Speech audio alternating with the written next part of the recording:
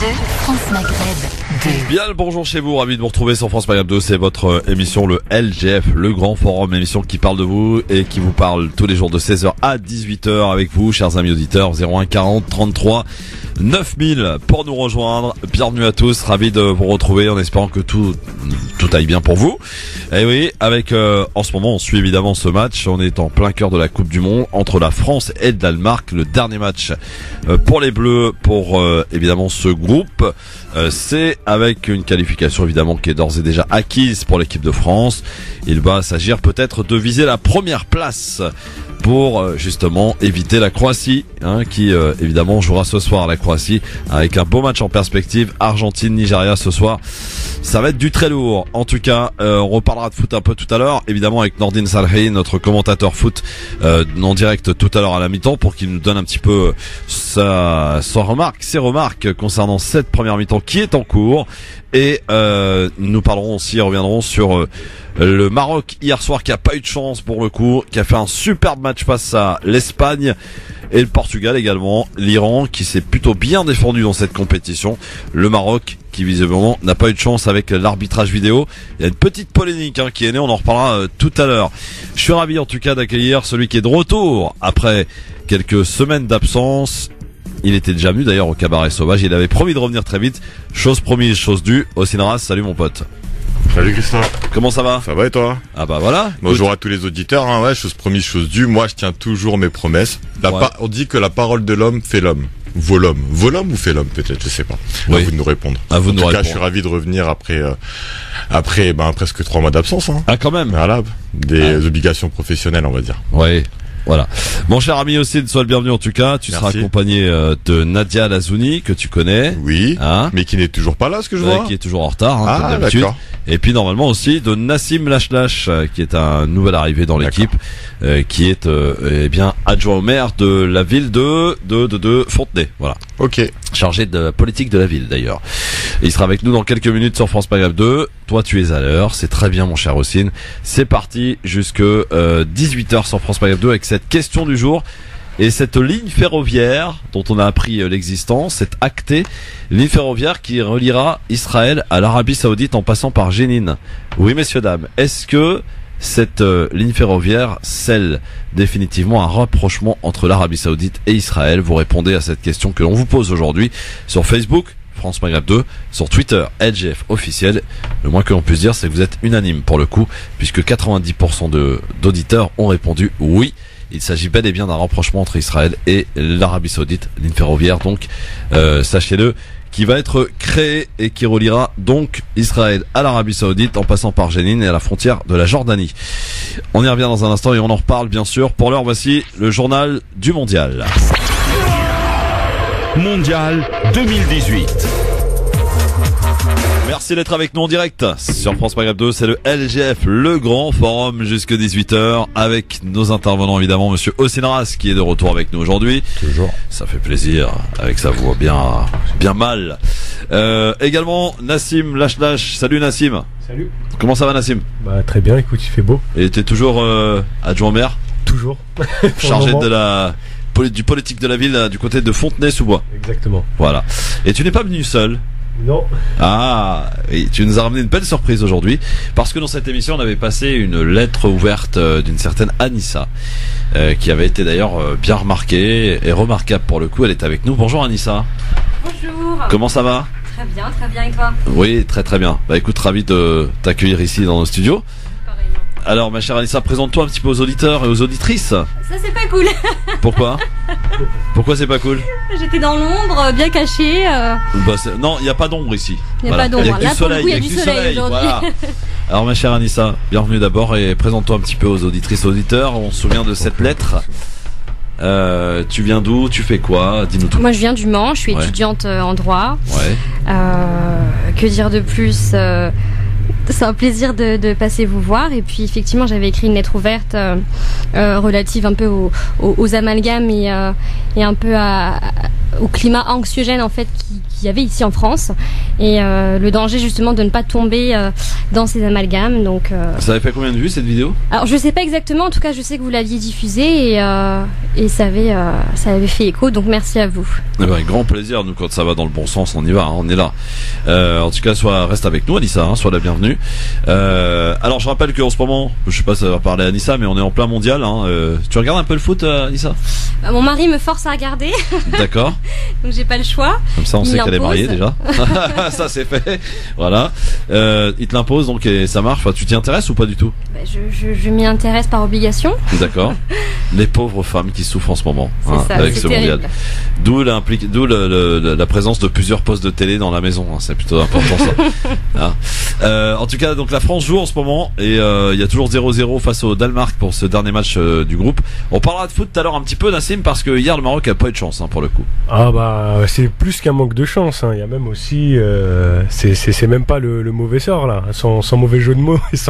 C'est que enfin on en parlera tout à l'heure, mais Absolument. la vidéo Ouais, alors la vidéo justement ça fait polémique, hein, depuis hier. Enfin la vidéo elle est utilisée pas forcément pour toutes les équipes en tout cas, et encore moins du côté du Maroc. Enfin on verra un petit peu ce que ça donne. En tout cas dommage pour le Maroc qui a vraiment loupé le coche pour le coup et qui peut repartir quand même en ayant pas mal de regrets dans cette compétition qui est quand même le groupe de la mort, hein, pour le Maroc.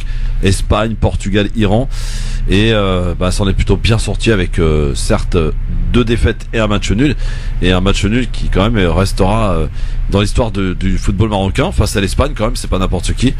il y a une histoire C'est derrière. clair. Il y a une histoire absolument, il y a une histoire Exactement. derrière. C'était autre chose qui se jouait là, on a senti dans le match. Ouais, et puis l'Iran qui a été pour moi une petite révélation quand même, parce que l'Iran Exact, n'a ouais. pas démérité pour le coup, hein. Ils ont bien fait de venir. Ils ont bien fait de venir, absolument. Même pour eux, il y a aussi des choses à dire, hein, parce que Et ben justement, vous Ouais, pouvez c'est nous vrai, appeler ouais. pour nous les dire. 01 40 33 9000 en direct sur votre radio France Maghreb 2, c'est le LGF. La question du jour, on entre directement dans le vif du sujet. Vous allez comprendre vite fait que sur France Maghreb 2 on n'emploie pas la langue de bois, en particulier dans cette émission, c'est le LGF. On va parler de cette ligne ferroviaire. Pour celles et ceux qui ne le savaient pas, eh bien il y a une ligne ferroviaire qui va être construite et qui va relier Israël à l'Arabie Saoudite en passant par Jénine et à la frontière jordanienne. Alors est-ce que cette ligne ferroviaire scelle bien une alliance entre ces deux pays, Arabie Saoudite, Israël? Pour l'heure, vous êtes unanime à dire oui, que ça scelle effectivement une alliance entre Israël et l'Arabie Saoudite. Ce n'est plus un secret pour personne d'ailleurs.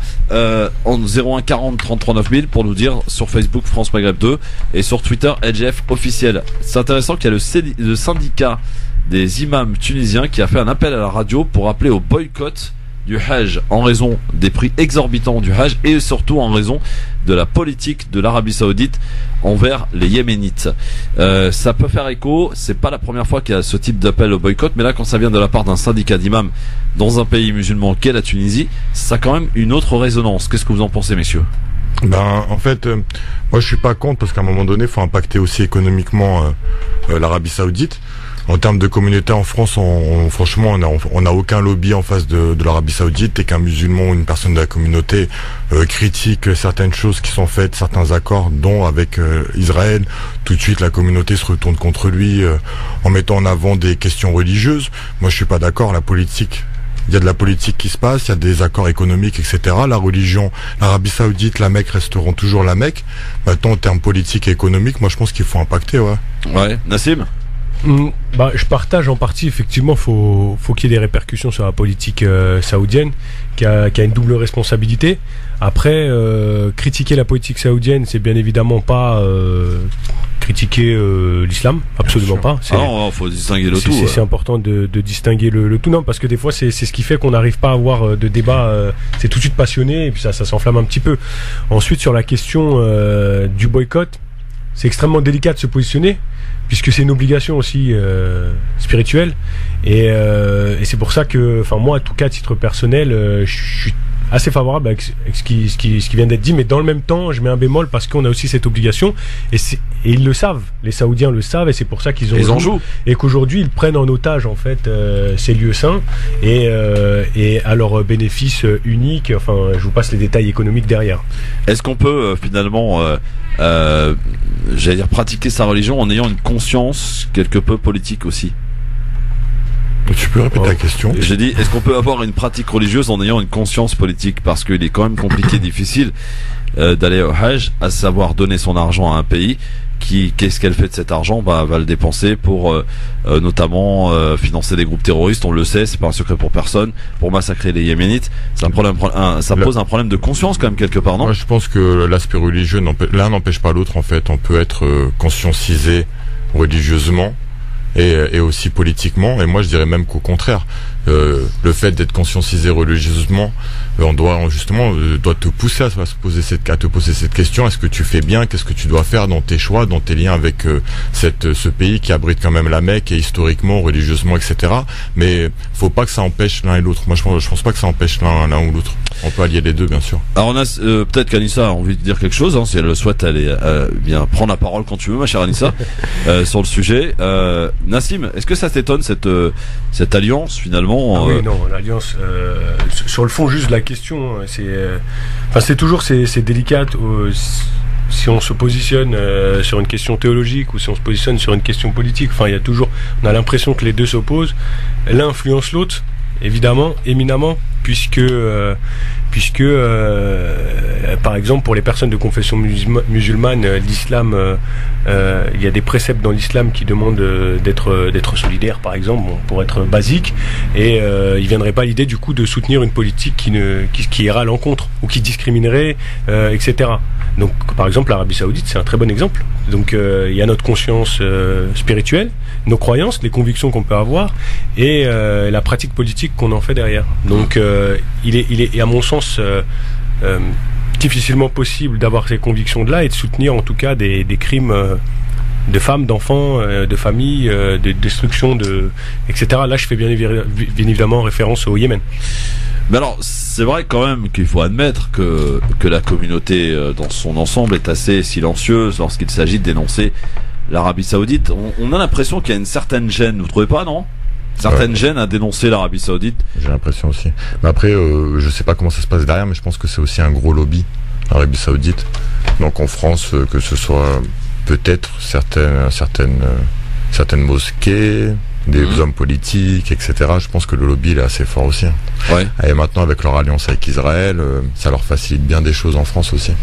Je rejoins ce qui a été dit. Il y a effectivement un lobby fort. Faut pas oublier aussi que l'Arabie Saoudite, c'est les États-Unis, ouais, soutenus par les Américains. D'ailleurs, les États-Unis vont soutenir financièrement cette ligne ferroviaire. Cela m'étonne pas. Elle sera certainement faite par Alstom ou par la SNCF ou par un de ces grands groupes comme ça, Veolia ou quelque chose dans le genre, Bouygues et compagnie. Donc il y a aussi le soutien derrière des Américains qui fait fermer le clapet à toute personne qui pourrait critiquer aussi les alliés, quels qu'ils soient. Et on voit bien qu'il y a des choses qui sont aux antipodes. D'un côté Israël, d'un côté l'Arabie Saoudite. Pour autant, elle soutient les deux. Donc il y a cette question-là, et il y a le fait, moi je pense qu'il y a le fait aussi de la vision qu'on peut avoir de ce pays-là et le mélange des genres qu'il y a entre religion et politique, et qui peut donner l'impression que critiquer l'Arabie Saoudite, c'est critiquer quelque part le prophète, ou critiquer, pour aller vraiment très loin. J'ai l'impression, alors je sais pas, peut-être que les auditeurs réagiront à ça et nous donneront leur avis, mais j'ai l'impression qu'il y a ça. C'est comme ça, la même chose avec le Vatican, sans critiquer ce qui se passe là-bas, indirectement on critiquerait aussi leurs croyances et tout ça, on dirait. Et encore, parce que là-bas c'est vraiment reconnu comme tel, c'est assez spécial. Comme un État, etc. Ouais. Eh ben, vous pouvez nous donner votre avis, parce que c'est vraiment intéressant, un sujet épineux quand même. Vous nous appelez au 01 40 33 9000 pour répondre à cette question et pour nous donner réagir peut-être en avant-première sur cet appel au boycott de la part du syndicat des imams tunisiens, qui appelle donc à boycotter le Hajj cette année en raison donc des prix exorbitants. C'est vrai que maintenant c'est 6 000 euros minimum pour un Hajj, et pour également dénoncer la politique menée par l'Arabie Saoudite au Yémen. Et d'ailleurs, puisqu'on parle du Yémen, sachez quand même qu'il y a une information qui est un peu passée inaperçue. Ouais, exactement. C'est que des agents français ont été capturés dans un port au Yémen, qui travaillerait pour le compte de l'Arabie Saoudite. C'est assez gênant cette histoire. C'est assez embêtant, mais les médias français ne sont pas fait un seul écho. Vous comprenez ce silence, cette gêne des autorités françaises qui finalement sont bien plus impliquées qu'ils ne veulent faire le croire au Yémen? Tous les pays du monde, dès que ça parle d'ingérence étrangère, les médias, ils se taisent souvent quand ça concerne leur pays à eux. Après, je pense que c'est des questions tellement secrètes que la France ou le gouvernement mettent pression, les services secrets, pour pas trop parler trop d'affaires comme ça. Ça se passe aussi au Congo, en Côte d'Ivoire, au Mali. Et puis, des années après, on est au courant.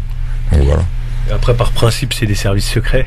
Donc, Ouais. justement, l'idée, c'est d'aider secrètement les alliés. De toute façon, la France a toujours une position ambiguë à l'international sur toutes ces questions-là. Elle essaye de jouer un petit peu dans Y les deux compris camps. avec Monsieur Macron.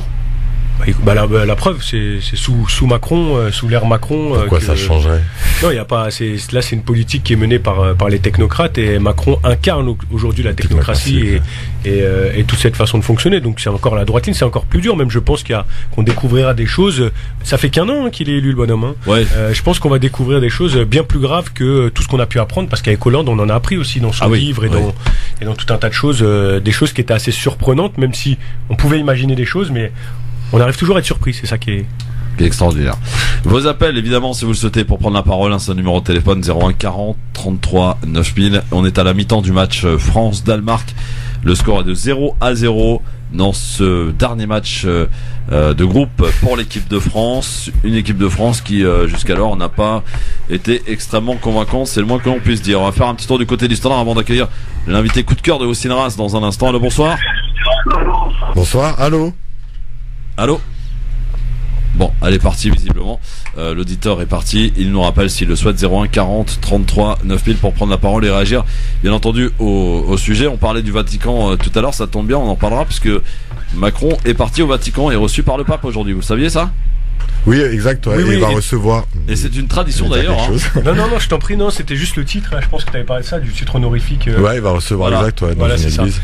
Et ils ont d'ailleurs apparemment, ce que relataient les médias, c'est c'était une longue entrevue, particulièrement longue en tout cas, avec une prise de confiance exceptionnelle d'Emmanuel Macron, notamment sur sur le côté tactile qu'il peut avoir, puisque c'est un petit peu comme la reine d'Angleterre, le pape, normalement il y a un protocole, on le touche pas, etc. Puis lui fait la bise et vient par ici, il nous a fait une Trump bis. Donc ouais. C'était assez drôle de voir aussi l'aisance avec laquelle il se permet certaines choses. Bon, après, si ça choque personne et si c'est pas, il n'y a pas de problème.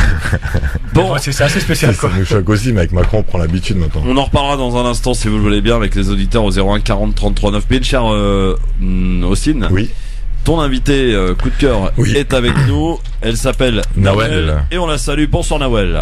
Bonsoir. Bonsoir. Salut Nawel. Salut. Alors Nawel est avec nous pour nous parler d'un événement qui se déroule chaque année, hein. Et cette année ça va commencer dans quelques semaines à peine. C'est le Palestine Tour. Alors Nawel, explique-nous en quoi ça consiste concrètement le Palestine Tour. Alors le Palestine Tour, je te corrige déjà, c'est tous les 2 ans à peu près. Tous les 2 ans exactement. En tout cas, on essaye de l'organiser quand on peut parce que c'est vachement lourd. En fait, on part pendant 10 jours, cette année du 14 au 24 juillet en l'occurrence. On est une groupe d'une cinquantaine de militants de toute la France et du monde entier même, parce qu'on a des gens des États-Unis, des gens de Belgique, on a des gens parfois d'Australie. Enfin voilà, et en fait, on se rend dans plusieurs villes de France afin de sensibiliser à la cause palestinienne. Ça se traduit comment, Nawel? Comment vous sensibilisez les gens à la cause palestinienne? Alors ça se traduit complètement différemment de d'habitude. C'est pas les trucs protocolaires et institutionnels, des manifs, non. C'est des théâtres de rue, des tables d'information avec des jeux, c'est ludique et en même temps, on sensibilise de façon ludique, si tu veux. Il y a des concerts tous les soirs. Évidemment, le nom des villes n'est pas divulgué à l'avance parce que, comme vous le savez, c'est une question assez épineuse et il y a beaucoup de gens qui risqueraient d'essayer de nous stopper pendant le voyage. Donc voilà, même moi qui est dans l'organisation, je ne connais pas les villes où on va atterrir en France. Le but aussi, c'est d'aller dans des villes où il n'y a pas forcément de comité présent qui dit pour la Palestine, et c'est aussi de donner l'impulsion et l'envie aux gens de nous rejoindre, quoi. D'accord. Très bien. Voilà. Alors, est-ce qu'il y a des réseaux sociaux où on peut suivre justement ce tour? Alors, c'est sur le site d'Europalestine. Il y a une adresse mail et un numéro. Si vous voulez nous rejoindre, il est encore temps. Donc voilà, c'est pendant 10 jours. On dort tous les soirs dans des campings différents qui ont été déjà réservés à l'avance. Hein, et voilà. Est-ce qu'il y a des municipalités qui vous soutiennent dans cette action?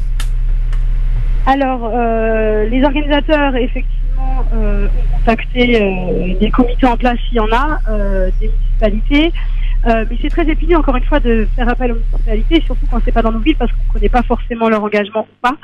Et c'est risqué de de nous mettre des bâtons dans les roues. Donc voilà, en général, moi j'ai fait un Palestine Tour il y a 2 ans.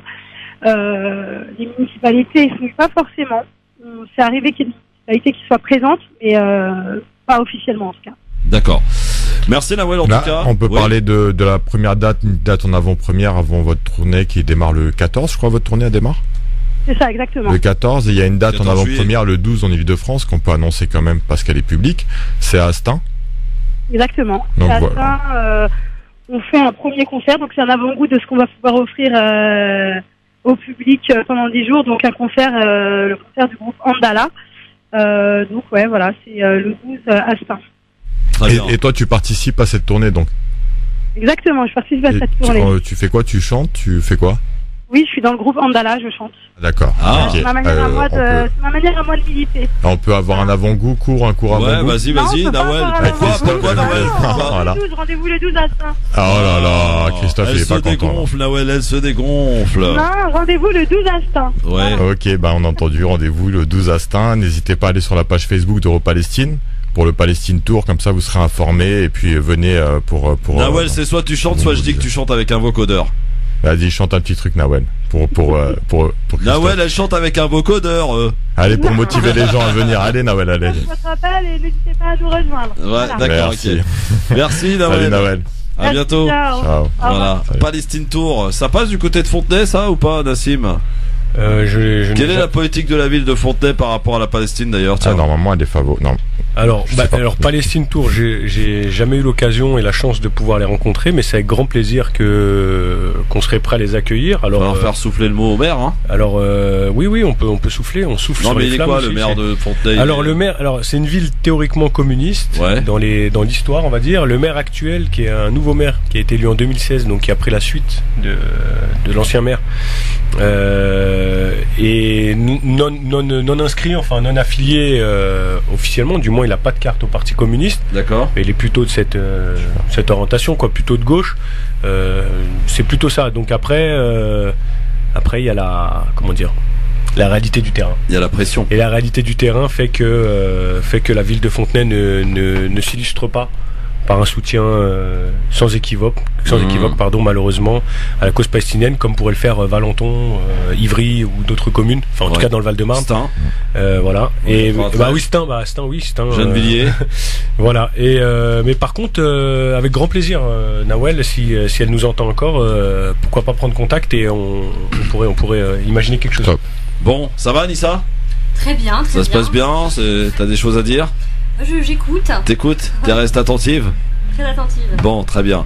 Reste avec nous. Dites donc, les gars, les avis tranchés, ils sont où, là? Bah moi. Ils sont là. Voilà, on est des gars assidus. Nous, on n'a pas du tout gratté depuis tout à l'heure et tout. Oh non, on a préparé ça à On va l'avance. parler de quoi avec toi aussi, tiens? Avec moi, j'ai assez hésité. Je voulais parler de politique de la ville au début, mais bon, j'ai changé d'avis. Je vais parler des attentats terroristes qui se sont déroulés aux Pays-Bas ces derniers temps et dont on parle peu. D'accord. Je voulais me poser une question, qu'on se pose tous une question ensemble. À quel moment un attentat est considéré comme attentat ou terroriste? C'était surtout ça, voilà. D'accord, et Nassim? Alors moi, je vais parler de ce qui s'est passé ce week-end et Ouais. de l'arrestation. Ah, Nadia Lazouni aussi avait prévu d'en parler. Elle est pas là. Elle C'est est pas là. le premier qui arrive qui. Et ben voilà. Et donc la tribune, enfin l'avis s'appellera l'ultra droite que s'est prise la République. Bon. Super. Ouais. Et donc bon bah voilà, tout simplement revenir un petit peu sur ce qui a été dit, ce qui a été fait, enfin très succinctement parce que on peut pas développer énormément, mais en tout cas on pourra en discuter après. Avec grand plaisir. D'ailleurs, Ossine, Nassim, vous allez goûter à notre nouveau décor pour les avis tranchés, puisque vous allez vous asseoir, vous mettre debout devant cette petite table et de ce beau micro où vous allez pouvoir donc voir en live, en vidéo, l'avis tranché de Ossine Ras, de Ah, Nassim c'est comme ça Lachlache maintenant, et de d'accord. Nadia Lazouni aussi à suivre. Elle nous prépare un avis tranché de ouf, hein, Nadia. Vous connaissez Nadia, toujours Oui. aussi tranchante. Restez avec nous sur France Maghreb 2, Nassim Lachlache, Ossine Ras et très silencieusement Anissa qui est avec nous. À tout de suite. Merci d'être avec nous en direct sur le Grand Forum, sur France Maghreb 2, dans le Grand Forum. Merci d'être avec nous. Elle est arrivée, notre Nadia Lazouni nationale. Bonjour Nadia. Moi qui veux toujours arriver en toute discrétion, merci Christophe. Je sais, oui, je sais. Bonjour tout Par le contre, monde. près du micro, c'est mieux quand même, Nadia. Je suis à côté de ton micro, Christophe. Ah oui, d'accord. Comment ça va? Ça va très bien, merci. Bon, un avis tranché, tranchant, hein. Oui, mais je découvre qu'avec mon cher ami Nassim, nous allons traiter du même sujet. C'est ça. À skip. Skip, mais différemment, je pense. Je pense, éventuellement, oui. Je ferai le médiateur et j'essaierai de délibérer à la Restez fin. avec nous, on fait une petite pause par le foot parce que je ne nous apprends rien. Il y a le mondial en ce moment et l'équipe de France qui joue. On est avec Nordine Salhi, notre commentateur foot. Salut Nordine. Salut Christophe, salut Nadia, salut à tous. Merci Nordine. Alors bienvenue sur France Maghreb 2. Une nouvelle fois, alors l'équipe de France n'a pas été, été jusque depuis le début, en fait, pas très convaincante dans cette première mi-temps, on peut le dire.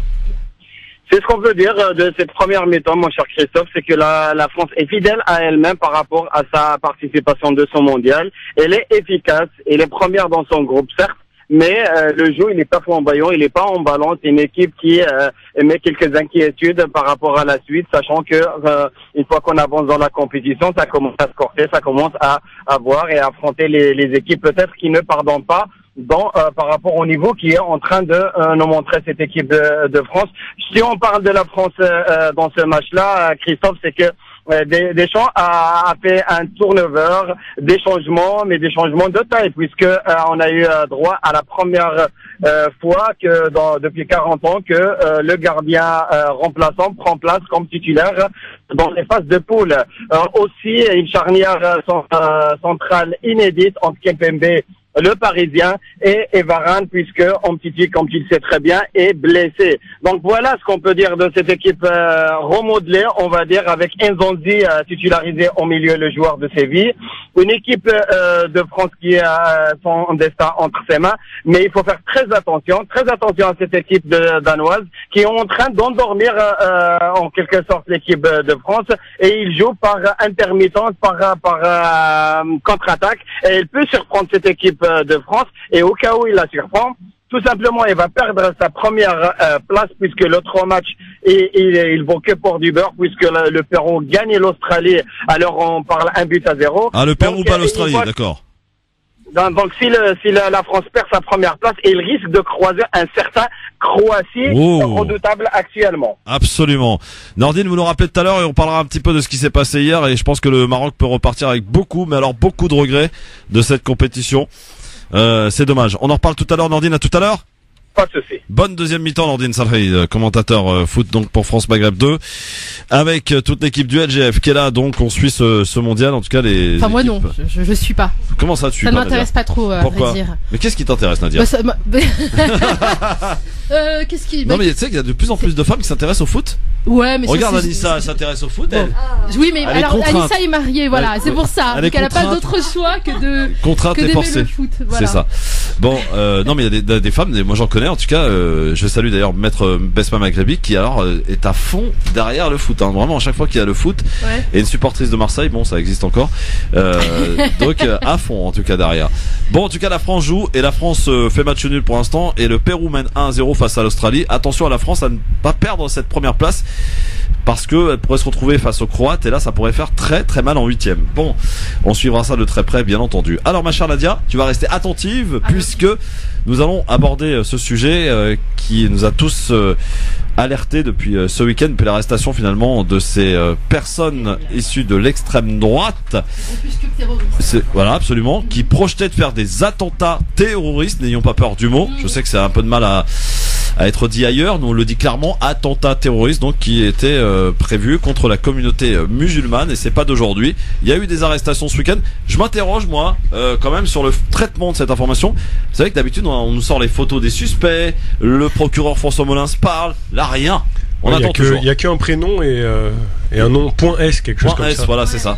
C'est très étonnant. En tout cas, de ce sujet, vous avez décidé tous les deux d'en faire un avis tranché. On va commencer par écouter celui de Nassim Lash. Voici le jingle. 5, 4,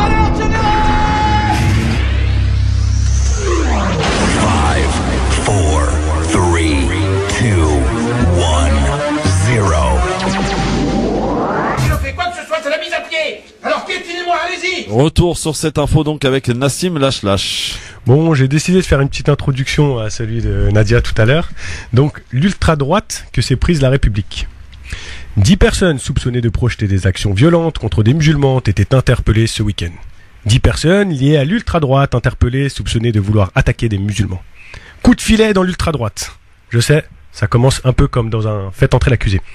Voici le genre de titre racoleur que nous avons pu lire ce week-end. Les journaux nous ont informés, point. circuler, il n'y a rien à voir. Un groupe d'amis a donc été arrêté et souhaitait simplement mener des petites actions violentes. Des actions violentes. Qu'est-ce qu'il ne faut pas entendre. C'est ainsi qu'est traduit le terme terrorisme. Une action violente pourrait se résumer aux actions coup de poing de Greenpeace par exemple. Mais là, de quoi parlons-nous ? S'attaquer à des femmes voilées, première victime de l'islamophobie galopante en France, à des imams dans le but de faire payer les attaques terroristes perpétrées sur le sol français par des groupes revendiquant leurs crimes au nom de l'islam. Voilà les faits.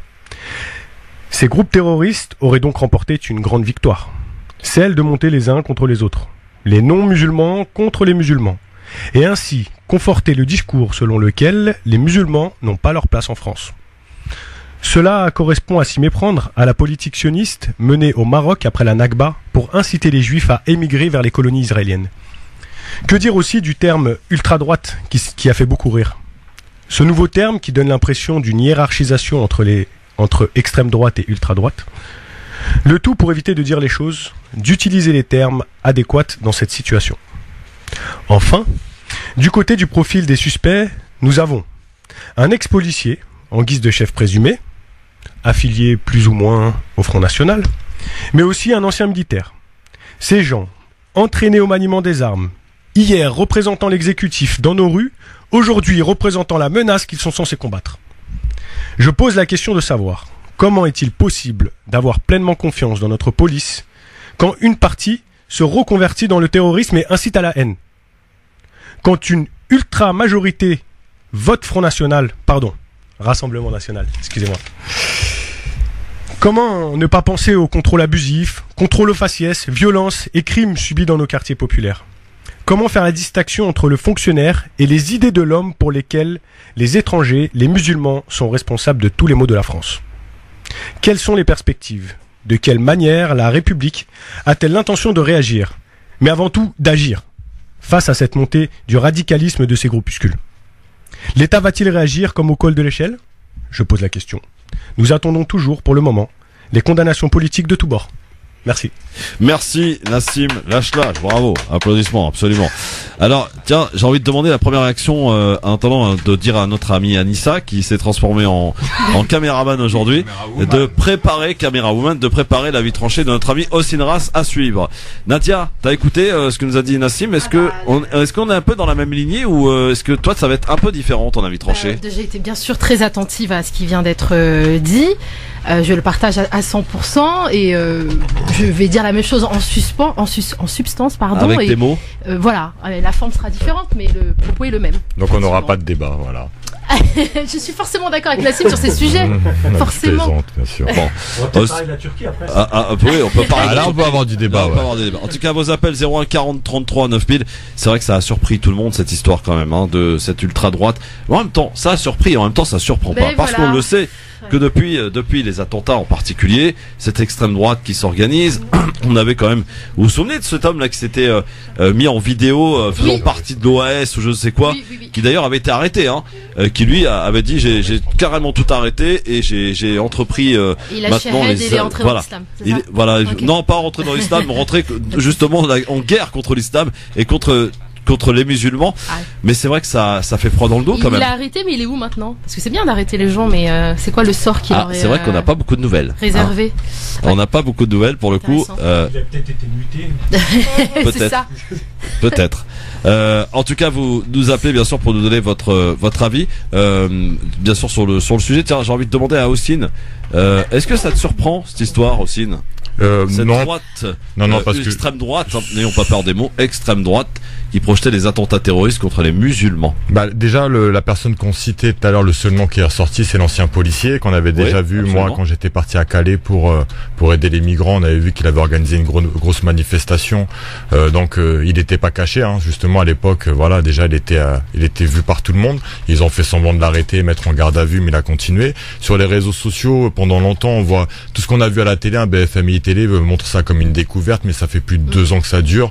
Sur les réseaux sociaux, des anciens ils disent anciens, moi je dis pas que anciens, policiers, gendarmes, etc. Le mot ancien, moi je peux l'enlever parce que je sais qu'il y a des policiers, etc. qui sont en ce moment en service et qui sont partisans de ces milices, etc. Moi ça me choque pas.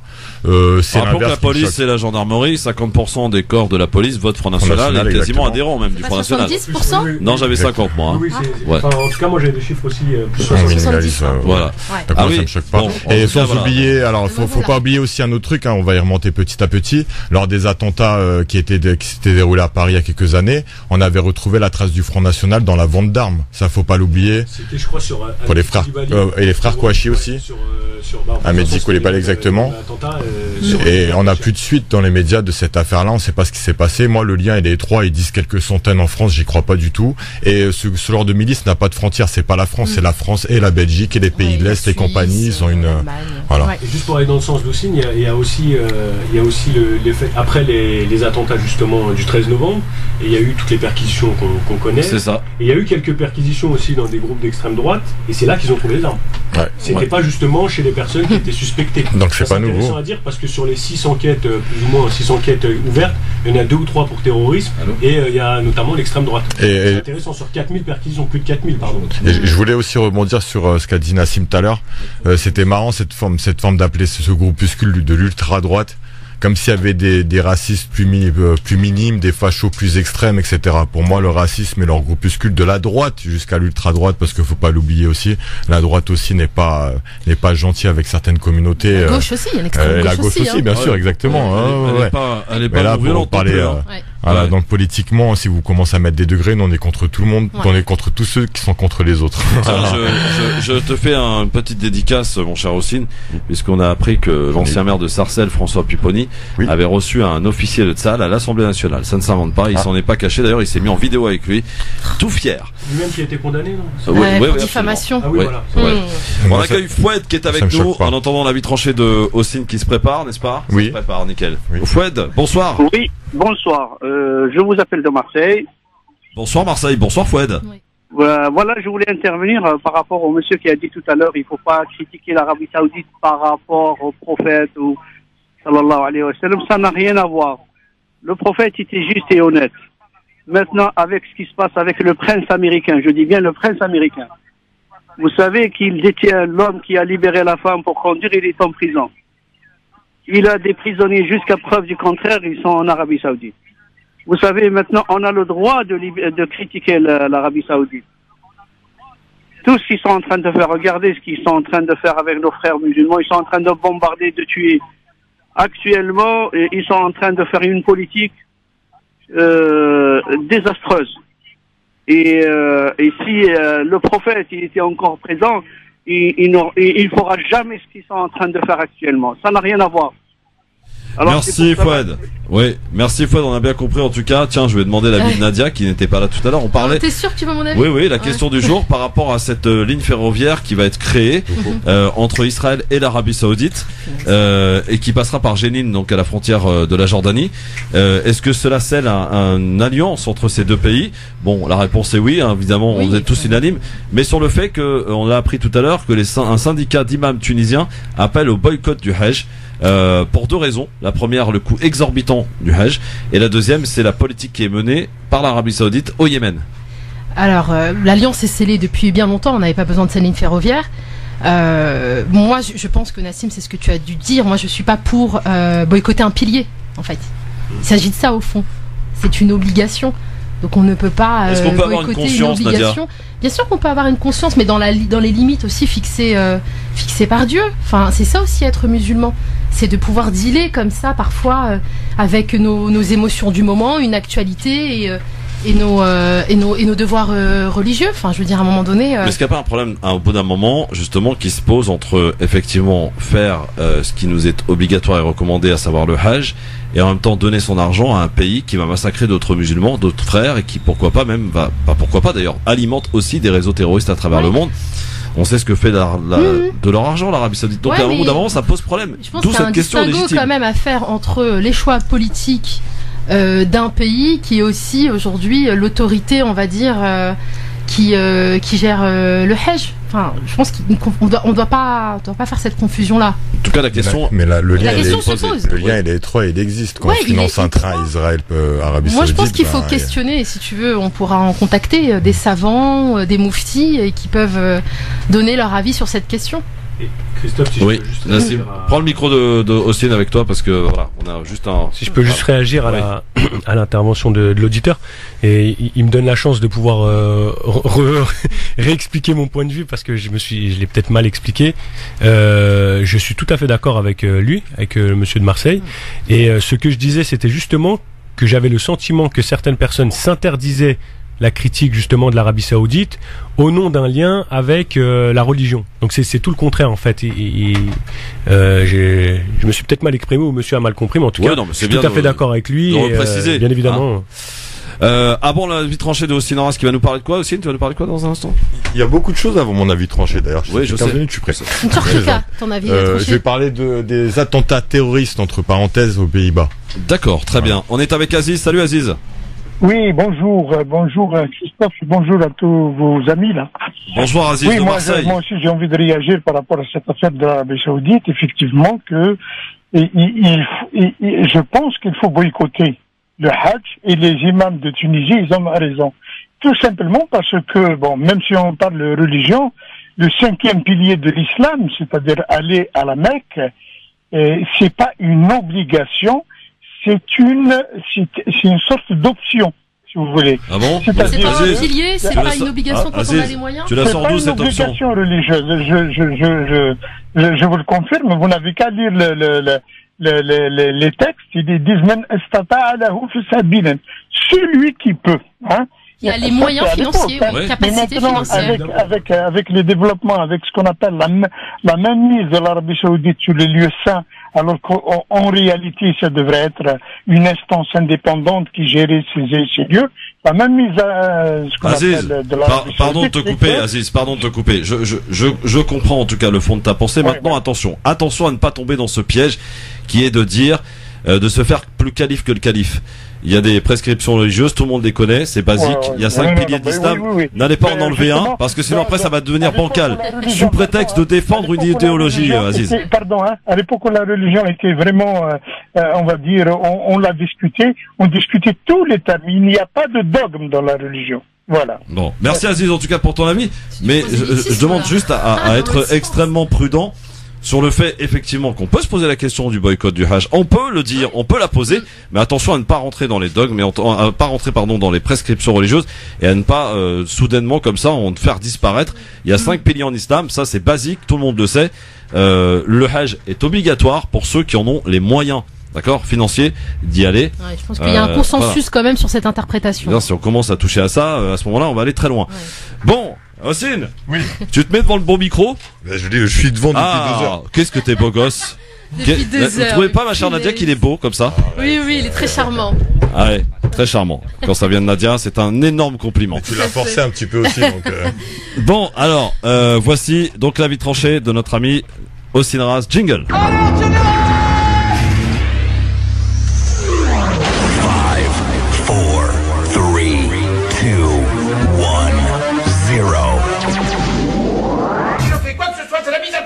Alors piétinez-moi, allez-y. Attentat un jour, attentat toujours, j'ai envie de dire aussi. Ouais, exactement. Alors je voulais parler des attentats terroristes qui ont eu lieu aux Pays-Bas. Terroristes entre parenthèses parce que j'étais tellement peu informé, hein, c'était en tapant dans l'actualité que j'ai appris tout ça. J'en entends peu parler à la télé, etc. Et en même temps, je trouve qu'on sous-évalue ce qui se passe là-bas aux Pays-Bas, dans Amsterdam. Donc pour revenir sur les faits qui sont déroulés. Alors aujourd'hui, ce matin vers 4h du matin, une camionnette a foncé dans un grand immeuble qui abrite plusieurs médias nationaux des Pays-Bas. Dans le grand journal le plus tiré, de Télégraphe. Cette camionnette n'a fait aucun blessé ni mort parce que la vitre de cet immeuble a des vitres sécurisées avec triple verre, mais elle s'est enflammée et l'immeuble a pris feu. On en parle peu à la télé. Pour moi, ça reste un attentat terroriste. Maintenant, je ne sais pas ce qu'en pensent les autres. C'est pas le seul puisque jeudi dernier, donc il y a quelques jours, un homme tire une grenade sur un autre bâtiment d'Amsterdam, abritant toujours des médias. Donc encore une fois, c'est à la limite passé sous silence. Moi, en tout cas, j'en ai pas eu écho. Si ça s'arrêtait à là, on pourrait dire que c'est des banaux incidents conjoncturelle. Sauf que le 18 juin, donc il y a un peu plus d'une semaine, donc toujours ces derniers jours, une autre camionnette renverse des piétons, faisant 1 mort et 3 blessés dans une autre ville de Hollande, aux Pays-Bas, à la frontière allemande. Donc en vérité, moi je trouve que tout ça c'est sous-médiatisé, sous-évalué, sous-estimé par les médias et les politiques des autres pays européens. Moi je me pose une grosse question. À quel moment ces actes sont considérés comme terroristes ? Ou à quel moment ces actes sont considérés tout simplement comme des attentats, et pourquoi cet acte choque moins que les autres qui sont déroulés pas seulement en France mais dans d'autres pays, des fois à des milliers de kilomètres. Moi je pense que le lien du coupable y est pour beaucoup, parce qu'on peut être touché par des milliers de kilomètres par un musulman qui a fait une bêtise, mais peut toucher par une autre origine qui a fait un gros attentat près de nous. Alors j'ai envie de revenir sur les définitions du terme attentat. Alors un attentat selon les dictionnaires, c'est faire une tentative criminelle contre, atteindre à la liberté individuelle, acte qui heurte les droits et les grands principes. Je pense qu'on est directement dedans, surtout quand on touche des médias libres et nationaux. Maintenant, le mot terroriste, ensemble d'actes de violence commis en vue de renverser le pouvoir établi, d'atteindre un but déterminé, pour créer un climat d'insécurité ou pour satisfaire une haine. Moi, je pense vraiment qu'on est tout à fait dedans. Donc les termes, il faut les utiliser. Ce qui se passe là-bas, c'est des attentats terroristes. Maintenant, cette indignation sélective, j'aimerais savoir à quel moment elle peut changer et à quel moment on considère ça comme acte terroriste. Est-ce que c'est selon l'origine du coupable? Est-ce que c'est la cible visée qui peut déterminer un attentat terroriste ou pas? Ou est-ce que c'est la cause défendue par cet acte, même si aucun acte terroriste ne peut être réellement défendu? Voilà, cette médiatisation à deux vitesses, moi, ça me saoule réellement. Donc c'est pour ça que je l'ai choisi dans La Vie tranchée. Vous connaissez mes avis tranchés. D'habitude, je suis plus bancal que ça, donc pour une fois, je suis assez carré, je suis content de moi. J'ai pris des notes, j'ai pris exemple sur Nassim, donc ça va. Voilà. Et il y a une semaine, je vais travailler à l'avance. Moi, j'aimerais bien savoir aussi d'autres questions. Les noms, le nom de ces personnes-là qui ont commis ces actes-là, leur origine, d'où viennent-ils, leur histoire. Parce que quand il y a un petit truc qui se passe avec un jeune collégien musulman en France, on connaît toute sa famille, perquisition dans toutes les familles, dans tous ses contacts, dans son téléphone, etc. C'est pas ce qui se déroule là-bas en Hollande. Donc voilà, mon avis tranché, c'était ça. Et j'aimerais avoir la réponse de tout le monde. Merci beaucoup, Ossine Ras. Bravo. Applaudissements. Merci. Effectivement, ça nous a permis de parler de ce qui s'est passé en Hollande. Effectivement. Je tenais à saluer notre petite dernière Nargis qui fait partie de l'équipe, qui a seulement 22 ans et qui vient de passer sa soutenance de fin d'année ce matin, et elle a eu la brillante note de 15 sur 20 sur Octobre 88 en Algérie. C'était le sujet donc de sa soutenance. Bravo à elle. Ça s'est bien passé. Elle sera avec nous demain. Bravo à elle, et bon courage. Bon, dans un instant, ma chère Nadia. Ah, ça y est? Attends. On fait pas de petite pause? Si, il y a de la pub. Ah bah non. Voilà. Il y a de la pub. Faut bien mettre un peu d'argent dans la caisse, ma chère Nadia. Et dans un instant, effectivement, tu vas revenir sur ces arrestations de ces extrémistes de droite qui projetaient des attentats terroristes contre la communauté musulmane. Restez bien à l'écoute parce que ça va être du Nadia Lazouni comme on aime, quoi. À suivre sur France Maghreb. Donnez vos appels, bien sûr, 01 40 33 9000. Vous avez plus que jamais bien entendu la parole dans cette émission. À tout de suite, alors que la France joue toujours contre le Danemark. Merci d'être avec nous en direct sur France Maghreb 2, c'est le LGF, le grand forum, l'émission qui ne ressemble vraiment pas aux autres. Pour le coup, avec Nassim Lachlach qui est avec nous, notre adjoint au maire à la ville de Fontenay-sur-Bois, non pas sur Loing, non, parce que je connais un Fontenay-sur-Loing, aussi, pas de Montargis par là. Fontenay-sous-Bois donc, chargé de la politique de la ville, donc, entre autres, bien sûr. Notre ami Ossine Ras aussi qui est de la partie, qui est avec nous, toujours avec nous, et notre Nadia Lazouni nationale, qui est avec nous, j'allais dire même internationale. Oh là! Oui. Allez, vas-y, inter-européenne. Inter-européenne, inter-maghrébine, inter-africaine, ce que vous voulez. En tout cas, Nadia, qu'est-ce qu'il y a? Okay. Faut tu nous donnes ton code. Nadia, et aussi le code de ta carte bleue. Pour l'instant, Nadia, tu peux nous expliquer la cause de ton retard, par exemple, pour que ça peut meubler un peu. J'étais en train de rédiger ton avis tranché. Ah, super. Mais très bonne réponse. Quel professionnalisme. Ton avis tranché. Mon avis tranché. Oui, j'étais en train de rédiger tes notes. Bon, à toi. Voilà, c'est débloqué. Nassera nous attend patiemment au téléphone. Eh bien, on va y aller donc avec l'avis tranché. J'avoue que j'ai hâte de l'écouter, cet avis tranché de Nadia Lazouni. À chaque fois, c'est un véritable spectacle. C'est en vidéo sur la page Christophe le Grand Forum. C'est parti, jingle. 5, 4,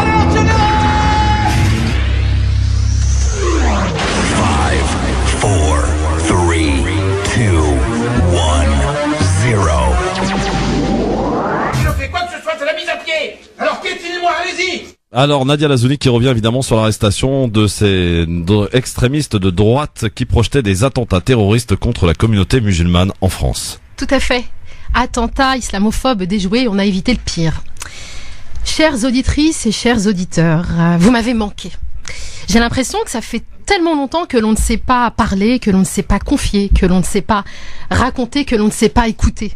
Souvenez-vous de mon dernier passage ici, je déclamais un billet d'humeur pas très gai, car comme vous, je suis sensible au monde qui m'entoure et il faut croire que sa maladie est contagieuse. Demain, tout ira mieux. C'est avec cette lueur d'espoir que je concluais ma dernière chronique, promettant de revenir requinqué et optimiste pour cette rentrée post-Ramadan. J'avais prévu de parler de soleil, d'escapade et de bien-être. Mais, c'était sans compter sur la folie des hommes qui nous rappellent que la faillite guette ce pays qui nous a vu grandir, prêt à déposer le bilan. Dimanche 24 juin, je découvre dans la presse que ma vie est menacée. Pourquoi ? Eh bien parce que je suis musulmane et que je porte un foulard. 10 hommes, dont un ancien haut fonctionnaire et un ancien gendarme, ont été arrêtés dans la matinée pour un projet d'attentat contre les musulmans. Ils font partie d'un groupe clandestin issu des rangs de l'ultra-droite, du groupe Action des Forces Opérationnelles, AFO, qui préparait des attaques contre nous pour se venger des attentats commis par des djihadistes en France ces dernières années.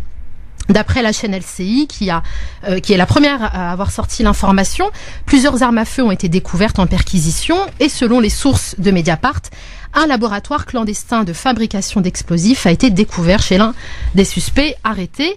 Parmi les cibles potentielles de l'AFO, des imams radicaux, des détenus islamistes ou encore des femmes voilées, choisies au hasard. Des projets meurtriers avaient été évoqués lors des réunions secrètes. Waouh!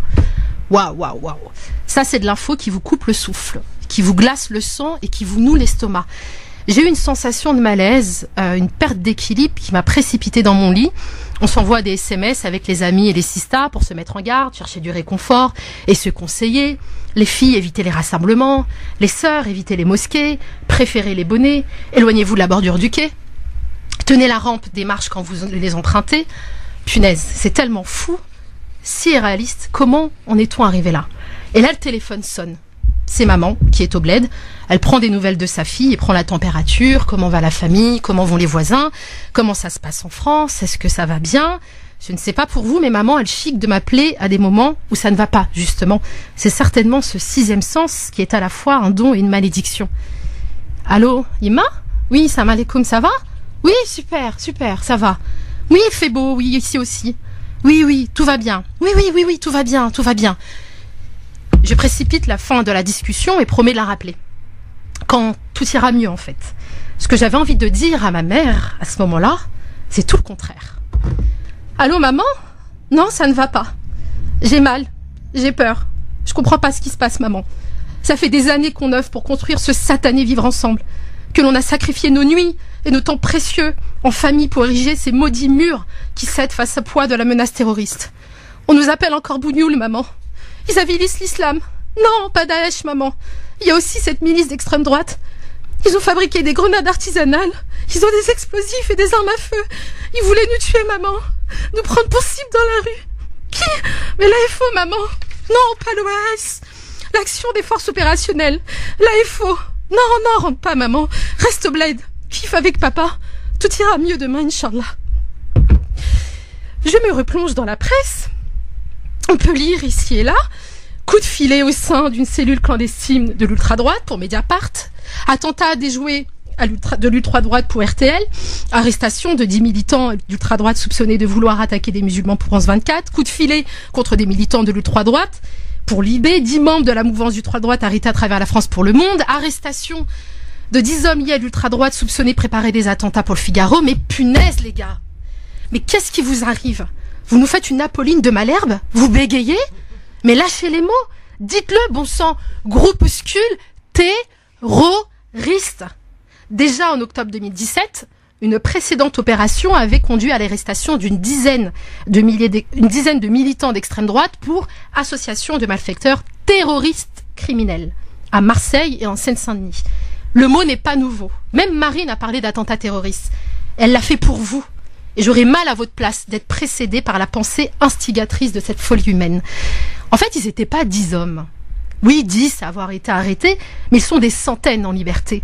Irresponsables politiques de l'extrême droite, de l'extrême gauche à l'extrême droite, hommes d'affaires, pseudo-penseurs, philosophes, essayistes, journalistes, éditorialistes, chroniqueurs, producteurs, artistes, anciens ministres, président de la République. Si le pire s'était produit, si l'irréparable avait été commis, vous auriez toutes et tous eu le doigt sur la gâchette. Merci Nadia, merci beaucoup. Ouais, du très grand Nadia Lazoni pour le coup. Très émouvant, hein, très émouvant, effectivement. À revoir en vidéo hein, sur la page Christophe Le Grand Forum pour le coup, parce que avec Nadia, il y a le son, mais il y a aussi l'image. Et ça, c'est vraiment sympa. Bon, tiens, petite réaction de Nassim, Ossine sur ce point de vue, sur cet avis tranché signé Nadia Lazoni. Est-ce qu'on m'entend bien? Non, mais vas-y. J'ai créé une sale ambiance dans le studio, j'ai vu leur visage décomposé, les pauvres. Voilà, c'est bon, on t'entend. Alors Nassim. C'est bon, hein? Oui. D'accord. C'est intéressant surtout que quand on a des tribunes qui sont, en tout cas qui traitent le même sujet, mais qu'on a un angle de traitement qui est totalement différent. Là, c'est assez particulier parce que ça, sans vouloir te flatter, ça fait parler les premières concernées, ce qu'on a rarement la chance de pouvoir entendre. Et je pense que ce qui a été exprimé ce soir, c'est ce qui a dû ressentir énormément de femmes et qui n'ont peut-être pas les mots pour le faire, n'ont peut-être pas aussi la possibilité, la tribune pour se permettre d'exprimer les choses ainsi. Et donc c'est une vraie chance, et donc j'ai trouvé ça très émouvant.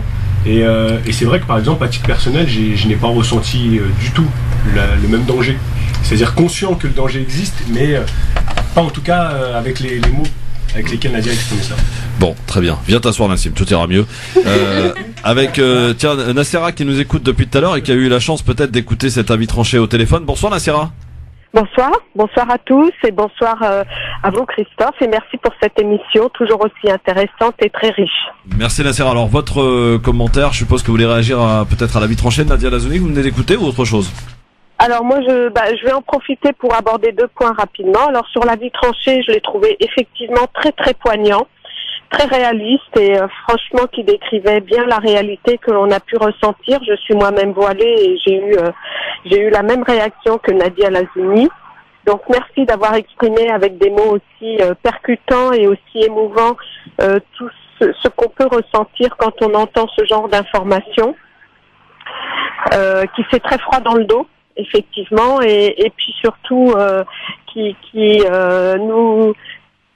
nous laisse un peu pantois devant la réaction des médias qui le gèrent pas comme il faudrait, je pense, en termes d'information. Et je citerai pas les chaînes que vous avez citées parce que pour moi elles font pas de l'information mais de l'intoxication.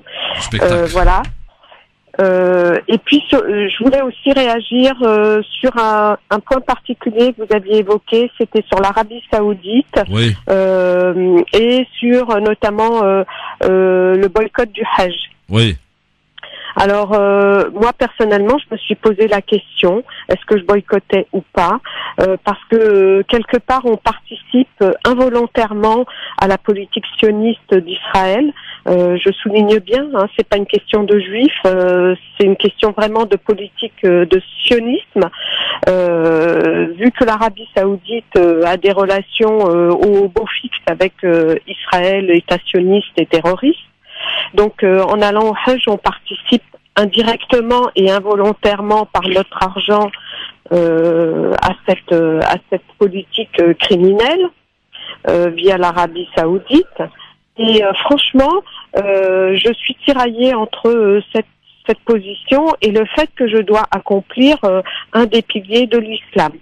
Ouais, bah comme beaucoup de gens, hein, malheureusement, Nassera, beaucoup de gens effectivement sont tiraillés entre avoir une conscience politique et rester, j'allais dire, fidèle à ses principes et à ses valeurs, et en même temps accomplir un acte obligatoire de la religion, à savoir le Hajj pour ceux, rappelons-le, qui en ont les moyens. Et c'est là toute la difficulté de la question et à laquelle beaucoup se posent aujourd'hui, et en tout cas peinent à avoir la réponse. Alors peut-être qu'on pourrait envisager à ce que, pourquoi pas, les lieux saints pourquoi pas, soit dirigé par une plaque tournante, pourquoi pas envisager ça, enlever cette mainmise du Hajj et de tout le bénéfice, parce que ça représente énormément d'argent, hein, le Hajj. Pour l'Arabie Saoudite et peut-être partagé entre les différents pays musulmans. Enfin, il y a peut-être vraiment cette question doit être posée, mise sur la table. Et en tout cas, merci de nous avoir confié votre. Alors, juste une chose, je pense que la question mérite d'être posée. Vous avez évoqué une piste de solution. Moi, je voulais en évoquer une deuxième qui est à réfléchir aussi.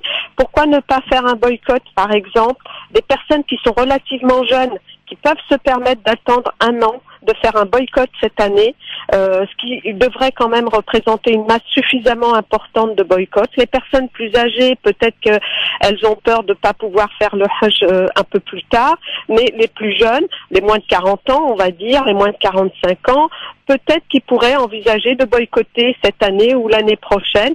Et déjà en initiant ce mouvement, ça attirerait l'attention de l'Arabie Saoudite et peut-être que ça lui ferait prendre conscience qu'il y a une réorientation de sa politique à faire. J'aime assez l'idée, pourquoi pas. Merci beaucoup en tout cas Nassira. À très vite, merci de votre appel. Bon, aussi on t'a pas entendu réagir sur l'avis tranché de Nadia Lazouni. Je pense que ça faisait longtemps que t'avais pas vu un avis tranché de Nadia. Oui, exactement, ça faisait longtemps. Ça m'avait grave manqué. D'ailleurs, j'étais tout émotif assis là-bas sur les escaliers. Il exagère. Ben écoute, moi les deux avis tranchés sur le sujet m'ont plu. Voilà, c'était plus sincère, etc. Mais maintenant, du côté Nadia, c'est clair que oui, venant d'une femme et les mots qu'elle a utilisés, etc. Les situations, moi, je m'y étais pas mis à cette place-là. Donc là, quand j'écoute Nadia, bien sûr, quand j'écoute les quais de métro, etc. Ouais, moi, je me dis j'avais pas pensé à tout ça. Rappelons que les premières victimes d'islamophobie en France sont les femmes qui portent le foulard. Rappelons-le quand même, c'est important. 80%. Ouais, selon une association. c'est quand on peut discuter. Connu. Qui lance une grande consultation. Parle bien devant le micro, Nassim, parce qu'on t'entend pas. Oui, non, mais quand même, on aime bien profiter des boutades quand même. Hein. Oui, donc pardon, Ossine, de t'avoir coupé. Ouais, donc je disais que on ressent plus de choses de la part par rapport à Nadia, on se remet plus à la place de la femme. Là, tout à l'heure, quand Nassim parlait, c'est vrai que c'était un cas généraliste et qu'on était tous concernés, musulmans ou non, on considère ça, voilà, ça parle à tout le monde. Là, ça parle à tout le monde, mais on se met à la place de la femme, clairement.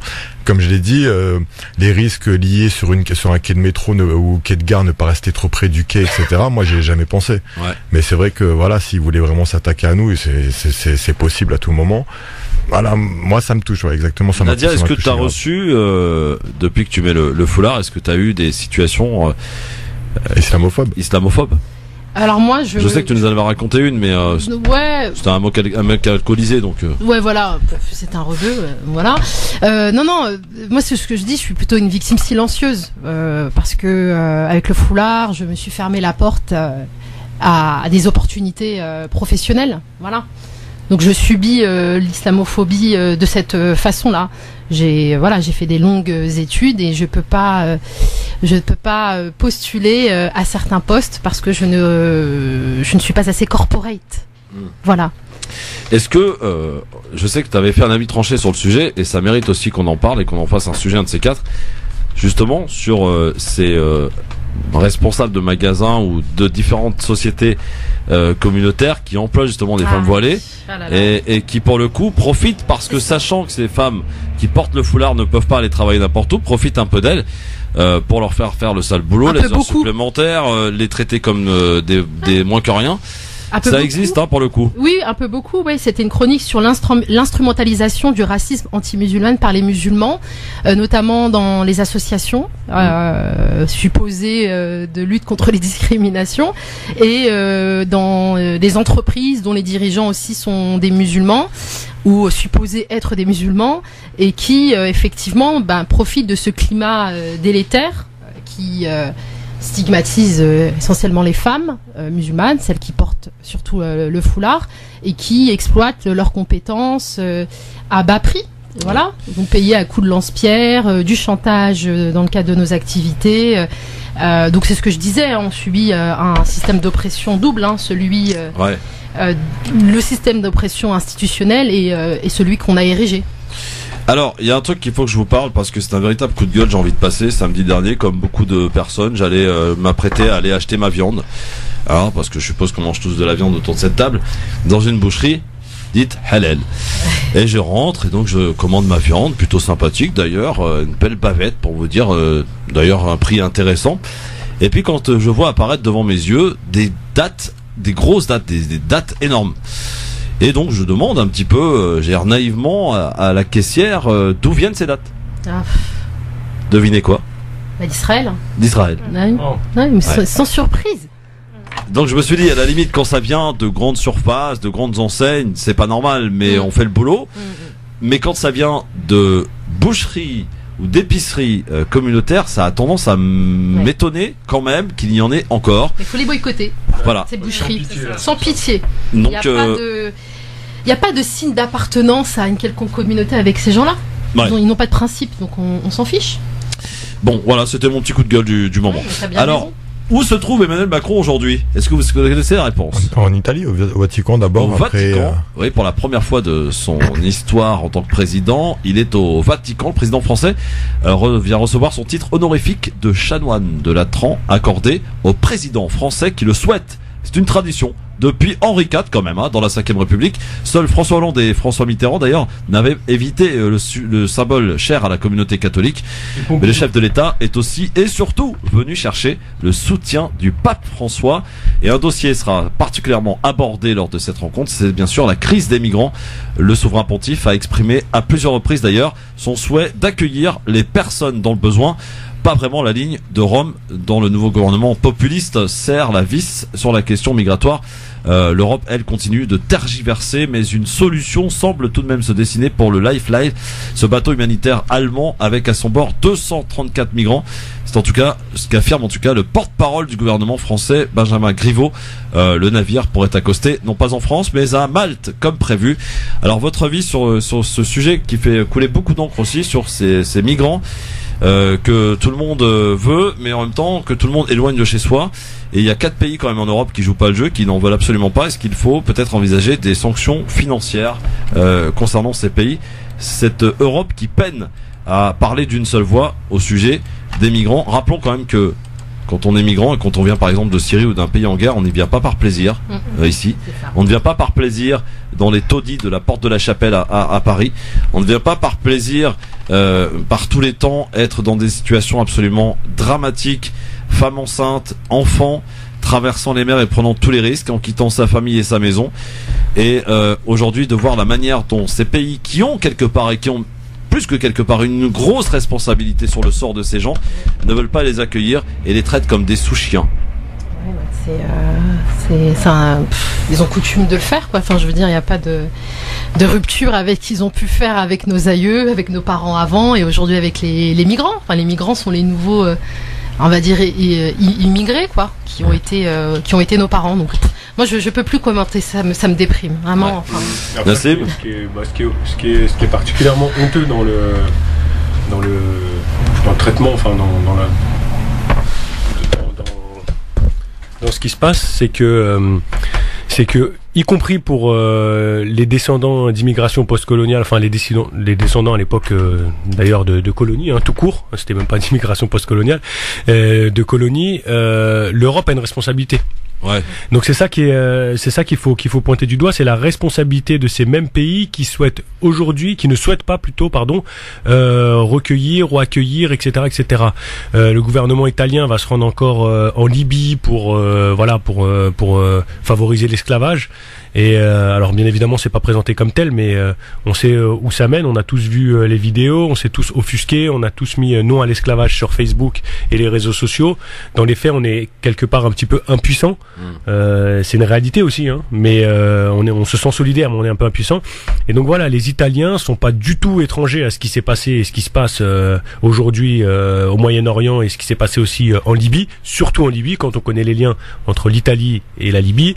Je parle de l'Italie, mais c'est pareil pour les autres pays. Ouais. On a aujourd'hui une montée de l'extrême droite, et c'est pas un gros mot de le dire. En Europe, en Autriche, en Pologne, en Hongrie, où c'est hallucinant, où chacun souhaite ériger des barrières, alors qu'on a eu pendant des décennies justement tout le contraire, avec une ouverture une ouverture de tout d'ailleurs, même des marchés économiques, de tout, même pas que de la possibilité. Et donc c'est d'autant plus honteux en tout cas pour ces pays-là que voilà, et qui sont soutenus que les pays, les gouvernements sont soutenus par leur peuple.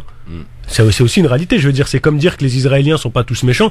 C'est oui, ok, mais c'est l'extrême droite qui est au pouvoir et ils ont été élus. Voilà. Ils ont cette légitimité. C'est une légitimité, on peut leur reconnaître. On peut pas d'un côté réclamer la libre autonomie des peuples, le droit des peuples à disposer d'eux-mêmes, etc. Et de l'autre côté critiquer à chaque fois qu'il y a un choix qui est fait. En Venezuela c'est pas bien, en Palestine c'est pas bien, en Turquie c'est pas bien, mais les restes c'est bien. Non, voilà. Un mot rapide sur l'élection de Erdogan, le président turc qui a été réélu à plus de 52%, qui obtient la majorité au Parlement grâce à une alliance. Le traitement de la presse française, c'est ce qui m'a moi interpellé. Erdogan était auparavant, lorsqu'il était du bon côté, j'allais dire, quelqu'un avec qui il fallait traiter. Aujourd'hui c'est un dictateur parce qu'il a changé de camp et qu'il a changé d'alliance. Erdogan est un dictateur selon vous? Dictateur, le mot, je sais pas. Je ne peux pas me pousser à ce point-là. Mais attends, c'est pas le meilleur président du monde à mes yeux. Moi, j'ai beaucoup de critiques envers Erdogan. Maintenant, c'est pas le pire. Il y en a encore des pires, encore même chez nous dans les pays arabes. 90% de participation, rappelons-le. Après, les chiffres, on les connaît dans nos pays. On peut pas. Après ça, on laisse ça aux médias, etc. Nous, les chiffres, on sait que rien n'est réel, rien n'est concret, que ce soit dans nos pays arabes ou en Turquie. Hein, ils sont pas mis de côté. On sait ce qui se passe en Turquie. Les personnes emprisonnées, on peut pas le nier non plus. Les personnes des partis politiques opposés à Erdogan et à ses affiliés, des médias qui sont emprisonnés en toute impunité, des communautés entières qui sont mises sous silence. Ouais. Moi, personnellement, quand un homme politique brandit le Coran pour défendre ses idéaux politiques, etc., moi, ça m'intéresse plus, surtout quand tu fais du mal à d'autres communautés, quand tu fais des accords avec Israël tout en les critiquant et pointant du doigt. C'est la plus grosse hypocrisie pour moi de ces derniers temps. Avec l'Arabie Saoudite, c'est la Turquie. On ne peut pas dans cette émission aujourd'hui critiquer l'Arabie Saoudite et faire. Pour moi, Erdogan, c'est la même chose. Il y a pas de. C'est vrai qu'Erdogan entretient d'excellentes relations. Avec moi, j'oublierai jamais à l'époque de la flottille. La flottille, oui. Exactement, oui. Qui a été bombardée, où Erdogan a dit embargo contre Israël, etc. Donc déjà, s'il y a un embargo contre Israël, c'est qu'avant il y en avait pas et que tu avais des accords avec eux. Tu as attendu qu'on touche ta flottille pour le faire. Il faut pas oublier que suite à ça, et ça a été prouvé, le fils Erdogan a créé plusieurs sociétés écrans qui ont travaillé avec Israël. Donc la Turquie n'était pas, tu vois, je veux dire, c'est un des partenaires israéliens pour moi, et voilà, à partir de là, déjà, j'ai mon avis tranché. Intéressant, mais c'est surtout sur le fait que la presse française, comme ça, disent, il va perdre, c'est un dictateur, non, etc. Après, le côté média, c'est autre chose. Bien sûr, on les connaît, on sait ce qu'ils valent. Exactement. Allez, dans un instant, Zapping et Libertad à suivre sur France Maghreb 2. À tout de suite. France Maghreb 2, France Maghreb 2. LGF, le grand forum avec Nassim Lachlache, avec Nadia Lazouni aussi Naras sur France Maghreb 2. Pour terminer, j'ai envie de dire un petit tour par ce qui s'est passé du côté de la télé et ce qu'il ne fallait absolument pas rater, c'est le zapping. Le grand forum, le zapping sur France Maghreb 2. France Maghreb 2. Alors, ce qu'il ne fallait pas rater, évidemment, à la télé, l'hypocrisie toujours et encore du côté de nos hommes politiques où il faut accueillir les migrants, mais tout sauf chez soi, à l'image de Christian Estrosi. Donc il faut accueillir. On est bien d'accord. Dans des conditions. Est-ce que et sans doute pas. Il y a des bateaux qui cherchent un port actuellement. Est-ce que la ville de Nice, le port de Nice, pourrait être ouvert? Jamais. Nice n'est pas Lampedusa et Paris n'est pas Rome. Ouais. Et jamais le port de Nice n'ouvrira à un bateau ayant recueilli des réfugiés. Ça n'est pas moi qui peut définir cela. Oui. En tout cas, moi, maire de Nice, je dirais à l'État français que le maire de Naples dit oui. Pas plus à Nice qu'à Marseille qu'ailleurs. Mais aujourd'hui, j'approuve la position du président français qui n'a pas accepté que l'Aquarius puisse aborder les côtes françaises.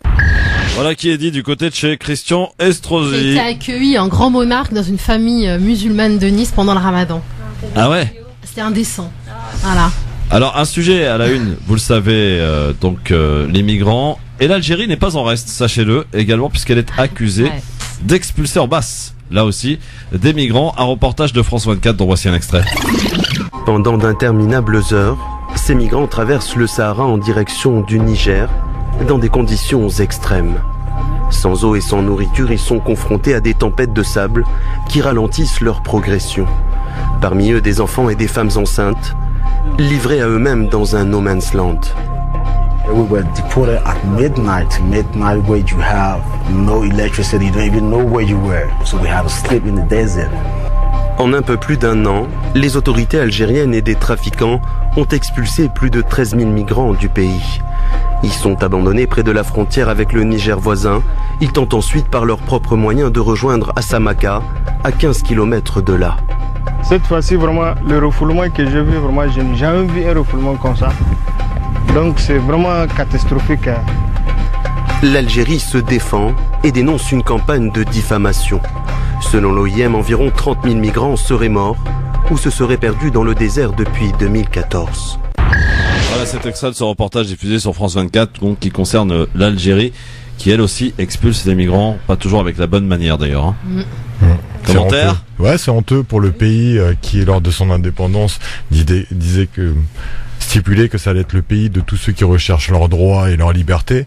Au jour d'aujourd'hui, on en est bien loin et c'est une grosse honte. Un pays qui fait des milliers et des milliers de kilomètres carrés, qui a de la place pour tout le monde et pour lequel personne ne veut rester, c'est juste un pays de transit, c'est honteux. Franchement, c'est vraiment honteux. Là, je veux pas te laisser dire ça aussi. Pourquoi ? Non, il y a des gens qui veulent rester. Je suis prêt à l'écoute. Attends, non, mais il y a aujourd'hui même des Algériens de France, enfin même d'Europe qui retournent en Algérie pour s'établir, quoi. Ah non, mais là je parle des migrants, de ces migrants-là. Ah non, ces migrants-là. Non, parce que tu disais dans un pays où plus personne veut rester, non ? Non, je me suis mal exprimé. Je parlais des migrants qui sont là, pas dans la situation. Ah, autant pour moi. Non, pas du tout. Non, je parle des migrants. Elle était bonne la vanne. Ou ces personnes-là, pas du tout, jamais de la vie. Moi-même, je vais y aller m'installer. Non. Vanne un jour, vanne pour toujours. Ces migrants-là, ils sont bien en zone de transit en Algérie. Ils viennent pas pour s'installer. Il y a des Maliens qui s'y installent, il y a des Nigériens, il y a du monde qui vient. On les accueille à bras ouverts. Alors là, quand c'est pour du business, on aime bien ça en Algérie. Bizarrement. Tu as raison. En parlant d'humour et de vanne, il y en a un qui c'est un vanneur. C'est l'ancien président de la République. Il a au moins ça. François Hollande était l'invité de Michel Drucker. J'avais Emmanuel Macron comme conseiller, je l'avais regardé faire avant l'élection présidentielle. Vous dites que vous l'avez eu comme conseiller 10 ans avant la présidentielle, vous avez déjà constaté qu'il marchait déjà plus vite que les autres. Oui, il était rapide, il était vif. Il était en marche, quoi. Voilà, c'est ça la vanne. C'est ça la petite vanne. Il parlait de qui ? C'est du Drucker en même temps. Drucker, d'ailleurs, on a passé dans le zapping hier, qui a fait une déclaration d'amour à Israël. Oui, parce qu'il a récemment visité Israël. Et il s'est vraiment, il a fait une véritable déclaration, notamment à ces jeunes qui s'engagent dans l'armée israélienne. Exactement. Voilà, bravo. C'était affreux. Voilà, Michel Drucker, le dinosaure de la télévision française. Qui regardait Drucker. Voilà. Bon, eh bien, je pense qu'on va s'arrêter là. Il n'y a pas de question. On est super en retard. La question bizarre là. Quoi, question bizarre? Libertad. Chaque fois, Libertad, vous voulez qu'on en prenne un? En tout cas, la France a fait match nul. Match nul. Donc le match était aussi nul que le résultat d'ailleurs. Allô, bonsoir, qui est là? Bonsoir Christophe. Bonsoir madame, quel est votre prénom et votre ville d'appel? J'appelle de Nanterre. Oui, on vous écoute, chère madame. Voilà, je viens d'entendre le petit truc là en ce qui concerne les expulsions, en ce qui concerne l'Algérie. Oui. Je suis algérienne, d'origine algérienne, je suis française. Est-ce que je voudrais vous dire aussi, c'est honteux pour une Algérienne qui est née en Algérie, que quand elle descend en Algérie, elle n'a pas une chambre. Elle peut même pas louer une chambre. Je suis née là-bas. Mes racines sont là-bas. Mes parents sont morts. J'ai des sœurs. On a une grande maison. Je ne peux pas accéder. Je peux pas y aller chez moi. Parce que c'est comme ça. Et on porte pas plainte en ce qui concerne la famille, pour la maison et tout. Oui, vous faites référence certainement à... Chez nous, c'est tabou. Un conflit familial. Donc c'est honteux pour l'Algérie de ne pas mettre quelque chose à disposition de ceux qui vivent en France, et quand ils veulent se ressourcer, qu'on n'a pas envie d'aller voir qui que ce soit, on a envie d'aller se recueillir sur les tombes et de voir la terre et de rentrer en France. Merci madame pour votre en tout cas témoignage touchant, mais là je pense que là c'est des conflits familiaux comme il en existe partout dans le monde malheureusement, et voilà, donc effectivement en espérant que ça s'arrange pour vous et que vous puissiez évidemment retourner chez vous dans votre pays auprès de vos aïeux bien sûr, et aller les visiter, c'est très important. Quoi, qu'est-ce à dire? Non, je disais que Macron va l'aider à y retourner, ça c'est sûr. Il a absolument rien à fiche Macron. Non mais non, ça fera une Algérienne en moins en France, c'est dans ce sens. Ah, dans ce sens-là, oui. Là c'était une boutade, tu vois. Là elle était plus drôle que celle d'Hollande. Ah oui, oui, effectivement. Boutade. Quand tu nous tiens, je voulais le buzzer mais il marche plus. Pourquoi il marche plus le buzzer? Pourquoi il marche plus le buzzer? Parce qu'il est mort de rire. Il est Bon, mort. Là, il n'y a ça plus y de est. buzzer. Ok, super, c'est cool. Bon, il est temps qu'on se casse. Alors, merci beaucoup. Austin, tu reviens quand? Je reviens. Bah, quand j'y suis, c'est ça. Tu reviens la semaine prochaine, Nadia? Non, si tout se passe bien, je reviendrai la semaine prochaine. Pourquoi pas? Ah ouais, tu vas nous commencer à nous réhabituer. Il est où Nadjili? Il est au Maroc en vacances. Parce que d'habitude, on a le petit goûter, les croissants, etc. Non, ça, c'est avec Oui, mais avec Nasser l'a dit aussi, avec Nasser aussi. Nadir aussi. Et Nadir, il est là en ce moment? Demain, il vient. Donc il est là mercredi Ouais. prochain, peut-être que je serai là. Nassim, merci beaucoup mon pote. Merci. À bientôt. Merci, ça fait plaisir, toujours un plaisir. Et ma chère Nadia. Oui, à bientôt. Que te dire de plus que te revoir très vite. À très vite. Merci beaucoup Nadia. Et Anissa. Et on salue Anissa aussi. Bien sûr. Applaudissements généraux pour Bravo. Anissa.